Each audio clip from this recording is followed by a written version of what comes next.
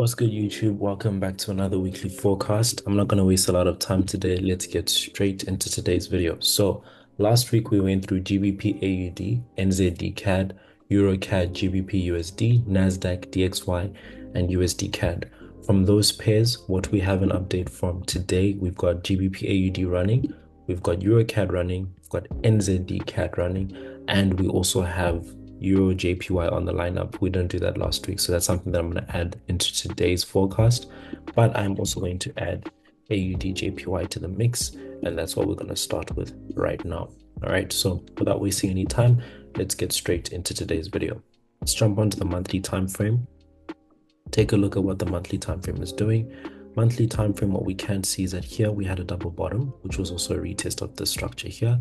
Came up, started creating higher highs and higher lows, higher highs and higher lows. So we do have the potential to continue pushing to the upside. So the important parts that I'd like to add to this are the support and the resistance. Okay, allow me to also add this here because I can see that here we had a rejection, here we had a rejection, we also had a rejection here, meaning that there is some kind of support and resistance that is there already. Okay, let's highlight this area here. The market does continue to bounce off this. We also have a bottom wick, meaning that on the weekly time frame we created a higher low, so we can continue pushing to the upside. Okay, now on this time frame, what do we see on the weekly time frame? On the weekly time frame, we broke structure here, failed to break and retest, so we continue to push up, meaning that my new trend is based on this and that. So I am looking for some buys this week on AUDJPY. We do have a retest and we also have a creation of a higher low here.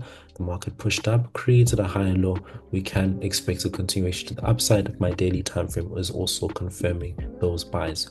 Daily time frame, do we have a trend? Okay, daily time frame, what I do see on the daily time frame is that we do have a trend. We can also use the use of a trend line here, where we can see that the market does continue to create its higher highs and higher lows on the overall trend, which is the weekly time frame. Here we come here, impulsive movement. We do have a correction here. I don't really want to fill this in or draw it because it is going to cause a bit of a mess on my chart, but you can see that here we do have an impulsive movement. We do have our correction here, our tiny build up. The market does finally break structure, comes back to retest here. So what you could be waiting for here is for a bullish candlestick. Once the market closes above here, you can even put here daily time frame buys. If the market closes above here, daily TM buys, all right, something like that, and then you can expect the market to continue pushing to the upside. Now, question, what is it that you would be waiting for in order for you to see if the market is now ready? Maybe, for example, on a 4-hour time frame, if you're too impatient to wait for the daily time frame, you would be waiting for your trend on the 4H time frame. So for now, this is all we have. Tiny trade like that, which is 1:4 risk reward ratio. You can also put a little trend line here if you would like to show that the market is in an uptrend for it to continue pushing up into these areas over here. So that is the trade that I have for AUDJPY for now, and I think that is a pretty good setup to start with for the week. Okay, without wasting any time, let's jump into the 4H and I'll show you the trend that I was talking about. The trend that I'm talking about here is this. For example, you've got the market pushing up here, it never retested, you finally retested that break of structure.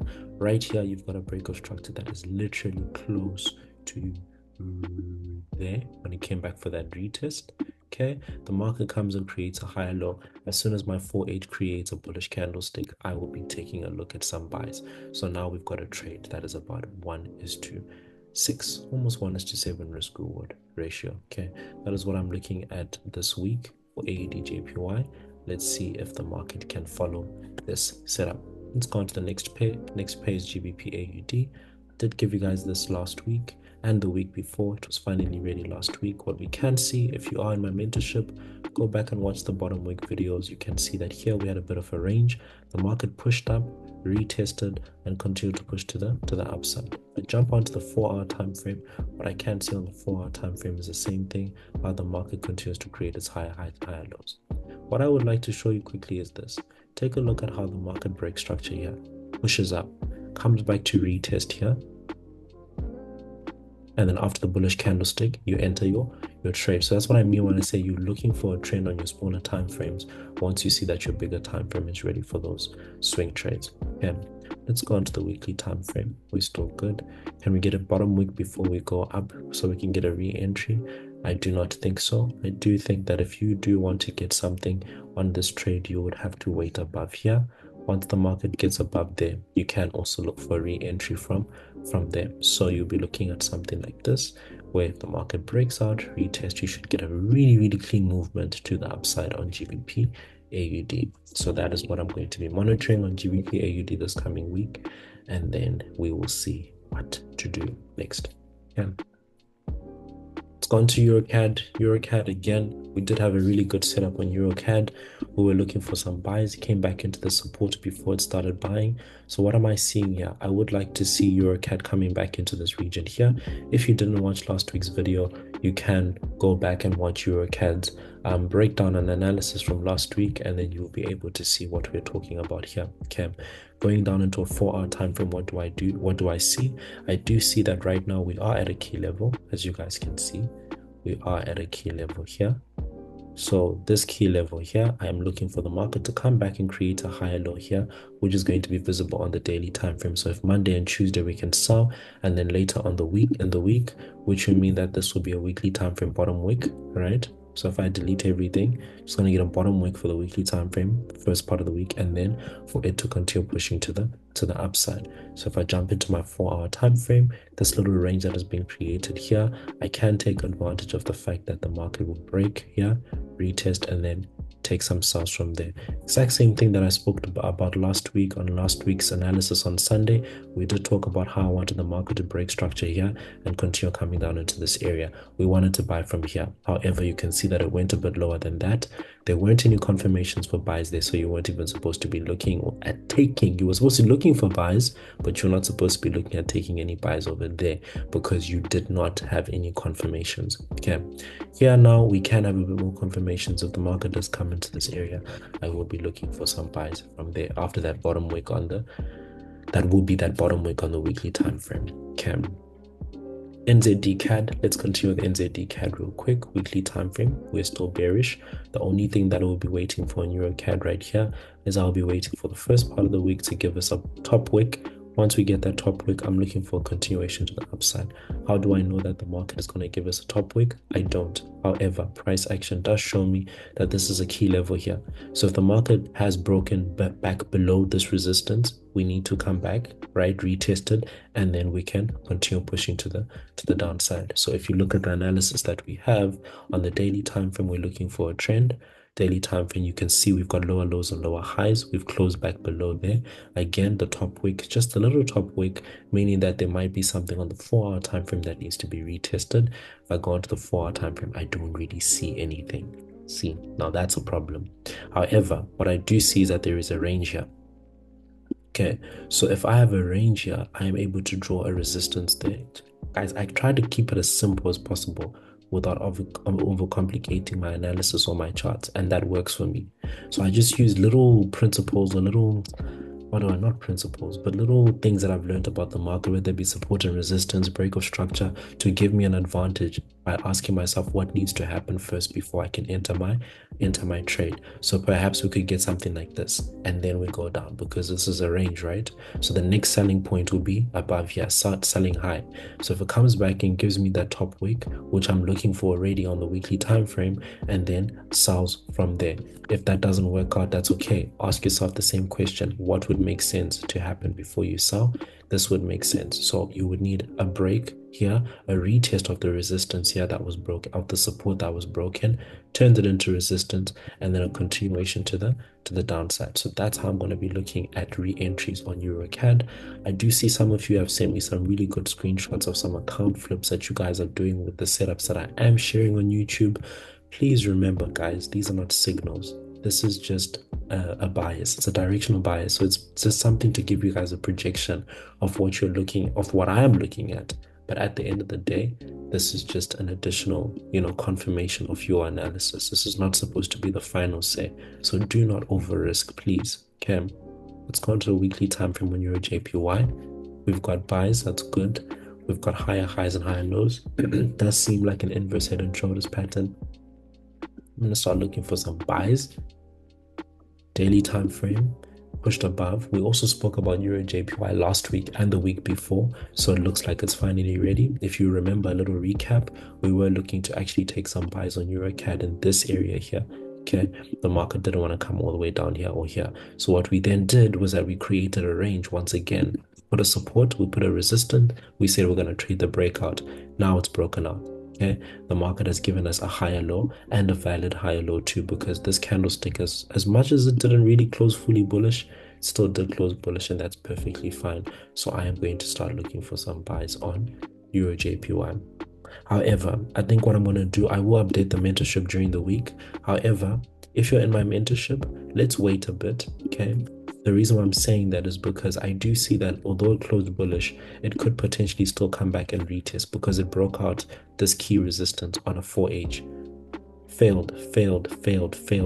If the market now shoots up like this and then creates structure here and then creates a build up, this shows that the market should come here first, retest, and then from there we can buy at this area here, which will be much better for our risk reward ratio and for our trades. Okay, let's move on to the next pair, which is EURNZD. EURNZD, I am looking at more buys. I'm not sure if I do have a proper buys for it or proper trade for it, but let's take a look at the monthly time frame and see if we can cook something up real quick. Okay, monthly time frame, we impulsed up, we broke a key resistance. All right there, resistance. We've been creating a range. Let's just create like a key level here. I am doing this analysis quick because the last videos have been 20 minutes long. This one I was trying to make it at least 10 to 15 minutes, so let's see if we can keep that time. Let's go on to weekly time frame. You did close bullish. You did not break the structure, however you created a low and you broke structure, meaning that that is very much valid. On the daily time frame, do we have a trend? Daily time frame, we do have a trend. Okay, the market did trick us into a bit of a inverse head and shoulders pattern here. I mean a head and shoulders pattern that did not take place. So trade the breakout, broke out here, gave us a bottom wick. That means on the 4H there is a trend there. So let's go into the 4H real quick. Higher highs and higher lows, that is perfect. Did we break a previous resistance? We did break a previous resistance. It wasn't really a key level, but that still counts here. So what do we want to do here? Okay, this is what we're going to do. Again, for my mentorship, I will add this to the watch list, and then we'll take a look at how we can take advantage of it this coming week. All right. Yeah, I'm seeing a retest here first. So if I can get a retest here, then I'll be taking a look at some buys. That would be good. That would be very good. Daily time frame. What was our take profit? The weekly time frame had a resistance. The monthly had a resistance, but let's use the weekly time frame because we do have a double top there. So if the market is doing that, that means that this can be a W pattern. So we can follow the overall trend, even though it's like this. Okay, we can't follow the overall trend. Okay, so I'm going to be monitoring this week from a 4-hour time frame. Let me put this as an alert. I think you guys can hear from my voice. I'm very much excited for this week. The market does look like we're about to make some money. The last 3 weeks have been a bit the daily time frame. Okay, I'll keep that for the mentorship. GBPJPY also gave the setup to you guys. It's looking good. Probably the same thing as not really, because we have retested already. So, and we keep breaking structure here. Shouldn't have any problem continuing to push to the upside. So GG, I'm still keeping those buys into 202,151, and I think I'm going to keep it at, I'm going to leave it at that. All right, so we did look at a few pairs today.